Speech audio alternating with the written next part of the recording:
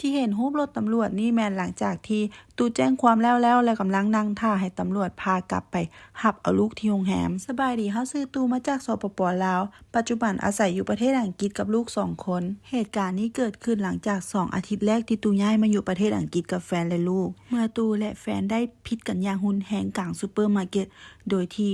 เขาได้ไล่ให้ตูหนีและก็บ่อนุญาตให้ตูพาลูกไปนำและตอนนั้นเฮาหาก็ฮู้ว่าที่พักที่เฮาอยู่ที่เฮาคิดว่าเป็นโรงแรมอันที่จริงแล้วมันเป็นที่พักสำหรับคนให้บ้านที่รัฐบาลจัดให้อยู่และแฟนของเฮาบ่เคยบอกเฮาเรื่องนี้เลยและพยายามหลีกเลี่ยงทุกคำถามที่เฮาถามเกี่ยวกับที่พักตอนนั้นเฮาตกใจแล้วก็ย้านแฮงเพราะว่าเฮากับแฟนบ่เคยพิดกันนักขนาดนี้จักเทื่อแล้วก็ท่าทีที่เราแสดงออกมาในมื้อนั้นคือเป็นคนละคนจากที่เฮาเคยฮู้จักเรามาเลยแล้วไล่ให้เฮาหนีและบ่อนุญาตให้เฮาพาลูกออกมานำเฮาแล่นหนีออกจากซูเปอร์มาร์เก็ตตอนนั้นเฮาคิดอย่างเดียวคือต้องหนีออกจากจุดนั้นและพยายามขอความช่วยเหลือจากคนแถวนั้นให้เขาเจ้าพาไปส่งที่สถานีตำรวจแต่จุดนั้นมันก็เปลี่ยวเนาะมีแต่ถนนยาวๆซึ่งตูก็ต้องได้ย่างเลาะตามถนนไปเรื่อยๆจนไปพ่อห้านแปลงรถห้านนึงตูก็เลยได้ไปขอความช่วยเหลือจากผู้ชายที่อยู่ในห้านนั้นให้เขาเจ้าพาไปส่งที่สถานีตำรวจหลังจากที่แจ้งความแล้วเฮาก็ท่าให้ตำรวจพาไปรับเอาลูกกลับมา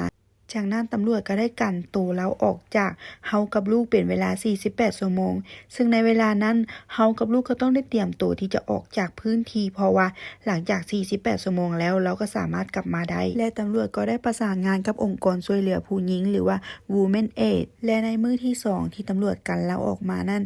ก็มีเจ้าหน้าที่ได้ขับรถมารับเฮาและลูกไปส่งที่สถานีรถไฟเฮาได้ถูกส่งไปอีกเมืองหนึ่งแล้วก็มีเจ้าหน้าที่ได้มาท่ารับเฮาและลูกๆอยู่ที่ปลายทางบ่อนที่รถไฟจะจอดบอกเลยเนาะตอนนั้นบ่ฮู้สิไปทางใดบ่ฮู้สิอยู่จังไดเลยดีแต่มีโทรศัพท์แล้วก็ใช้แอปแปลภาษาเพราะตอนนั้นภาษาอ่อนแรงแล้วก็มีคนพาเฮาไปจนฮอดที่พักและที่พักนั่นก็เป็นศูนย์ลี้ภัยสำหรับผู้หญิงและเด็กที่ผ่านความรุนแรงในครอบครัวมาและอยู่ในที่พักนั้นเขาก็มีอาหารและก็เครื่องใช้ที่จำเป็นสำหรับเฮาและเด็กน้อยตอนนั้นบอกเลยบ่มีเงินติดโตจักกีบบ่มีเลยแม้แต่บาทเดียวแต่ฝันหายังบ่จบสำนั้นหลังจากนั้นบ่ดนตูก็ได้รับอีเมลจาก Home Office ว่าวีซ่าของตูถูกยกเลิกโดยแฟนเก่าของตูเองและเขาก็ได้ยื่นเรื่องไปที่ศาลเพื่อที่จะขอสิทธิ์เลี้ยงดูลูกทั้งหมดโดยอ้างว่า